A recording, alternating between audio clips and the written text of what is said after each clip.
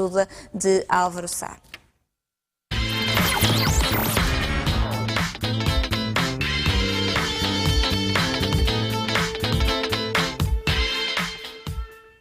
Vamos então falar e comemorar o Dia Mundial da Visão, ver em que situação está o nosso país. Bem-vindo ao oftalmologista Álvaro, bem-vindo ao Porto Live, é um prazer tê-lo aqui.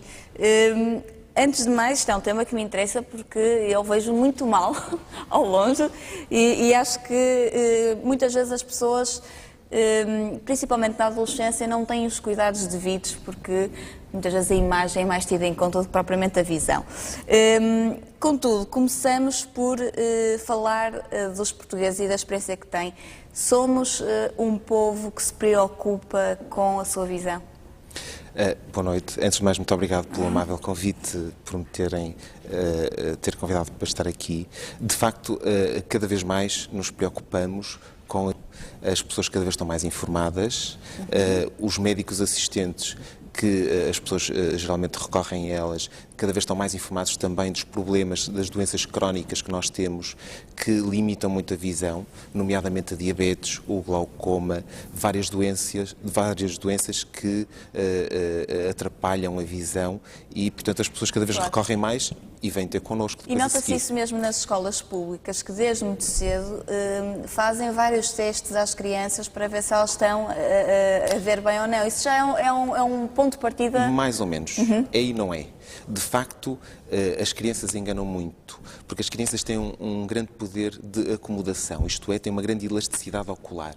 Isso significa que uma criança pode ver 100%, 10 décimos, e, no entanto, ter um erro refrativo, uma miopia, um astigmatismo, uma hipermetropia.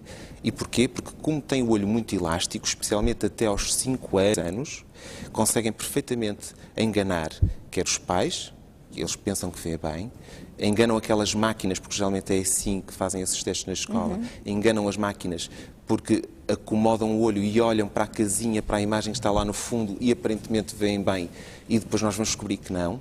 E também, muitas vezes, existe uma situação que se chama, é um palavrão, anisometropia, isto é, uma pessoa vê bem de um olho e vê muito mal do outro, e a criança não se queixa. E, portanto, nós temos para as crianças até aos 7 anos para recuperar a visão, e, na realidade, se os pais não estão atentos ou informados, essas crianças podem ver bem, depois, a páginas tantas, por volta dos 8, 9 anos, esfregam um olho e reparam que não conseguem ver do outro, e quando recorrem ao oftalmologista já é tarde, porque não conseguimos recuperar essa visão do outro olho. Há determinados problemas de visão, segundo sei, e uma experiência até familiar, que são problemas que, se forem detectados até determinada idade, podem ser tratados. Isso. Se forem detectados depois, já não há nada a fazer. É verdade. Estamos a falar das crianças. Por exemplo, o olho, vamos imaginar que é um receptor, uma antena de televisão. O olho, de facto, não vê. Transmite informação para o cérebro. É o cérebro que vai interpretar essas imagens e é o cérebro que vai ver. Ora, se a criança até aos 6 anos não consegue transmitir, se não tem um bom receptor, não consegue transmitir a imagem para o cérebro e se privilegia um dos olhos, as vias de comunicação, as vias visuais do outro olho não são estimuladas e depois, por muito que a gente queira estimular, o cérebro habitua-se a olhar só por aquele olho e, portanto, a partir dos 8 anos não há nada a fazer e a criança, fica sempre limitada de um dos olhos. Falando da realidade portuguesa novamente, de uma forma geral, Álvaro, quais são os problemas que nós sofremos mais? Diabetes, fundamental. As pessoas, hoje em dia, ainda controlam muito mal a diabetes e, portanto, uma pessoa muitíssimo. A diabetes atinge todo o organismo, mas há duas zonas do organismo que atingem em primeiro lugar, o rim e os olhos, a chamada retinopatia diabética. Portanto, se nós conseguirmos diagnosticar lesões da retina, já sabemos que a diabetes não está bem controlada, já está a ter atingimento sistémico e, portanto, é uma situação grave de perigo, porque uma pessoa mal controlada, em 10 anos, deixa de ver 10 décimos para contar apenas dedos a 10 centímetros. Vários casos desses. É grave. E você vê uma grande prevalência de obesos. É claro que um diabético tem que ser uma pessoa muito responsável.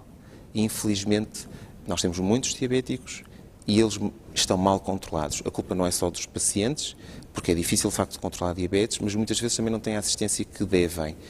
E isso depois reflete-se, não é? Claro.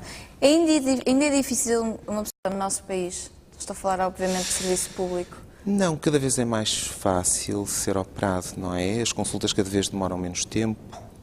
Depois, Antes recorria-se muito à Espanha, por exemplo, para uma operação aos olhos. Hoje em dia já não é necessário, nós estamos evoluídos. estamos completamente.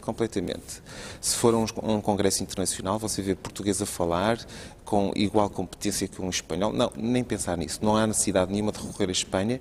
Nós temos os aparelhos, com toda a atualidade, com toda a competência para fazer bem, melhor até que eles, sem problema nenhum. Hoje surgiu uma notícia no Jornal de Notícias, e se não me engano, Dr. Travassos, que é de Coimbra, certo, veio dizer que muitas vezes fazemos operações a mais, ou seja, caímos muito no erro de operar e às vezes não é absolutamente necessário. A sensação que eu tenho não é essa, não é? A referir, eu não li esse artigo, não sei. Cataratas, por exemplo, não é? A sensação que eu tenho é que há muitas pessoas a precisarem de ser operadas às cataratas e não o contrário, não é? Mas não tenho essa sensação que se esteja operado mais, não. Claro. Cataratas é um tema, um tipo de doença, podemos dizer assim, dos olhos, não? Sim, é. Muito bem. E que, vamos começar por explicá-la, porque eu já tive pessoas também na família a serem operadas, o que é um problema também muito comum nos portugueses. Mas com alguma idade ou não? Nem sempre. Nem sempre, não é? Existem pessoas novas que têm doenças sistémicas, por exemplo, uma artrite reumatoide, um lúpus, e fruto da medicação que tomam, especialmente os corticosteroides, podem provocar cataratas. Portanto, não é raro termos uma pessoa com 30 e poucos anos e ter uma catarata que limita bastante a visão, fruto da medicação que teve, não é? Também há bebés que nascem com cataratas congénitas, mas geralmente a catarata, de facto, a maior parte das cataratas são fruto de uma evolução de uma lente que temos dentro do olho que se chama cristalino. O próprio nome indica que tem que ser transparente. É uma lente que temos dentro do olho, que está atrás da menina do olho e que nos permite acomodar. Isto é, ela, através da variação da sua espessura, através da sua elasticidade, consegue variar as dioptrias. É como termos uns óculos dentro dos olhos. E, portanto, essa lente, esse cristalino, consegue focar para perto, para longe, para distâncias intermédias, tudo bem. Só que com a idade ele torna-se menos elástico e, para além disso, torna-se mais baço, mais opaco. E a luz não entra dentro do olho e, se a luz não entra, a pessoa não vê. Claro. Por essa razão, nós tiramos o cristalino fora, introduzimos uma lente com as dioptrias que a pessoa teria num caso ideal e, portanto, a pessoa passa novamente a ver. Muito bem. Agora vamos para um pequeno consultório neste último minuto de conversa que temos com as pessoas na minha situação, ou seja, que têm 20 e qualquer coisa anos, continuam a aumentar a graduação. Exatamente, e não se adaptam às lentes e muitas vezes os óculos não servem para todas as situações. Certo. Temos mesmo que esperar. Não, com 20 e tal anos? Sim. Não. 26, mais concreto. Isso, não. Tudo depende. Basicamente, a solução hoje em dia é fazer a cirurgia laser às pessoas. Retirar o óculos. Eu estou a falar de contacto. Eu tenho miopia e astigmatismo. Certo, mas isso corrige-se tudo. Mas há vários pontos que nós temos que seguir. Primeiro ponto, estabilidade. Isto é, não faz sentido operar uma pessoa jovem como você se não estiver estável. Porquê? Porque a miopia ou o astigmatismo vai evoluindo e, portanto, você agora é operada, fica com 0 de correção, mas daqui a um ano já está outra vez. E, portanto, tínhamos que reoperar e assim sucessivamente. Ora, sempre que nós estamos a mexer nos olhinhos, isso é um fator de risco, de infecção, de inflamação, portanto, não vale a pena estarmos a correr esse risco. Convém que a pessoa esteja pelo menos 2 anos sempre com a mesma graduação. Claro. Isso dá-nos alguma garantia teórica que a pessoa não vai mudar. E, portanto, podemos operar com segurança. E há mas um isso não limite basta. de idade? Não há limite de idade. Mas não basta estar estável. É necessário que os olhos tenham condições para ser operado. Nós sabemos, antigamente, nós não tínhamos bem esses limites bem definidos e, portanto, operava-se laser com 10, 12 dioptrias e hoje em dia temos as consequências disso. Temos pessoas com córneas demasiado finas e que, portanto, veem muito mal.